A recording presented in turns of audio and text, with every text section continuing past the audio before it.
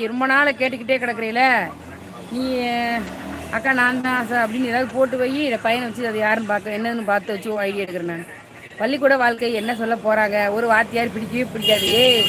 அது வந்து உங்க வாழ்க்கையெல்லாம் கேட்கல, அந்த அடிபட்டனால நீங்க மாத்துவீங்களான்னு தான் கேட்டான். வேற ஏதாவது சொல்லுமாடா, வேற ஏதாவது சொல்லுன்னா சொல்றேன், அவனுக்கு தனியா சொல்றேன்.